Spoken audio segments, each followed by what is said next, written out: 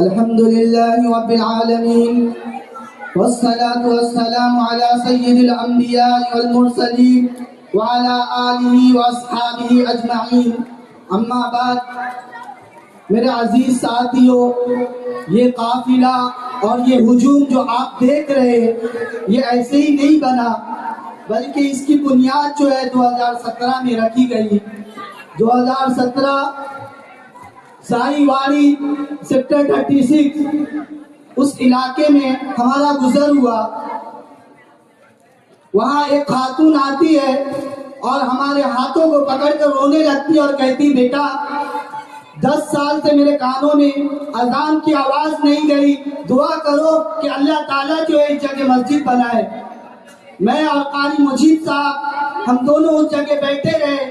کافی time سوچنے کے بعد ہم نے سوچا یہاں تو کوئی مسلمان بھی نظر نہیں آتا، اس جگہ پہ ہم مسجد کیسے آباد کریں گے. اس وقت نہ ہمارے پاس پیسہ تھا، نہ طاقت تھی، نہ دولت تھا، نہ پہچان تھا. اس کے باوجود اللہ تعالیٰ نے ہمیں سوچنے کے لیے کچھ وقت دیا. بہت زیادہ غور و فکر کرنے کے بعد ہمارے ذہن میں یہ بات آئی، کیوں نہ ہم یہاں پہ ایک مکاتب چالو کریں. لیکن ہم کسی کو جانتے نہیں تھے. پھر دوسری خاتون آتی ہے اور کہتی، یہاں کافی مسلمان ہیں، اگر آپ بولو تو میں ملاقات کرا دیتی ہوں. ہم نے کہا ٹھیک ہے. پھر 40 دن تک اس علاقے کے لوگوں سے ہم نے ملا، ہر ایک سے بات کی اور اپنے بچے بھیجنے کے لیے کہا. تو کوئی کہتا، حضرت ہم یہاں رہتے نہیں، صبح نکلتے ہیں، رات میں 9-10 بجے آتے ہیں، ہمارے بچوں کو کون سنبھالے گا.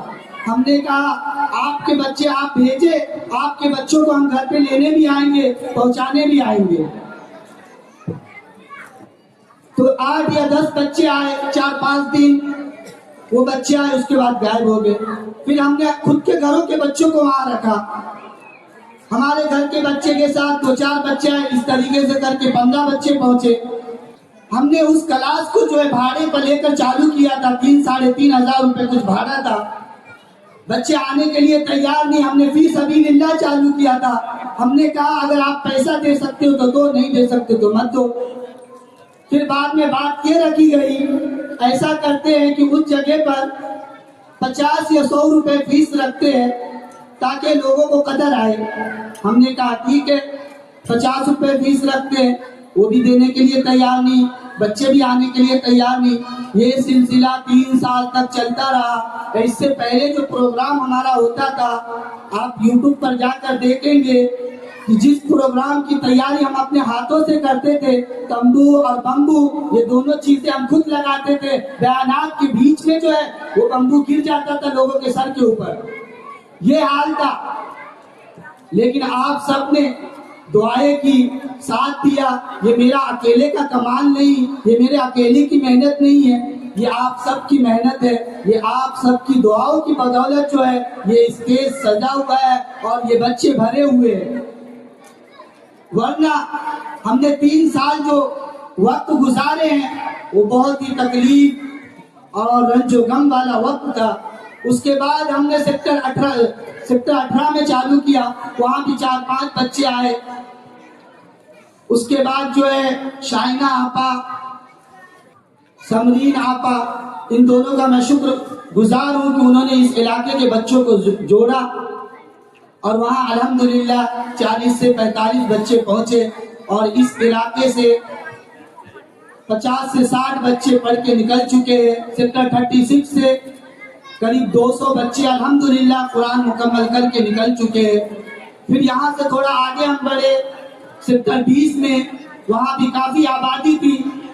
ہم نے ان علاقوں میں کام کیا ہے جہاں کوئی جانا نہیں چاہتا.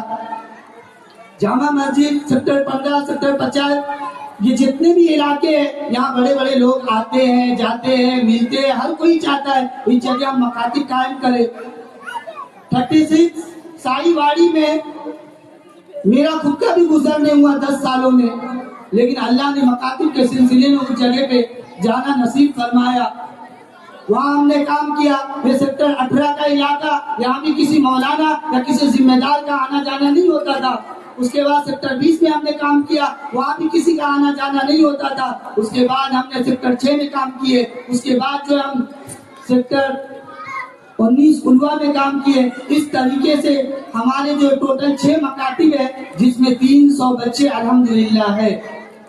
شروعات میں جو ہم نے کوششیں کی، آپ سب نے ساتھ دیا، آپ سب نے ہمت دی، کافی لوگوں نے ہماری ہمت توڑنے کی کوشش کی۔ لوگوں نے کہا یہ مکاتب آپ نہیں چلا سکتے،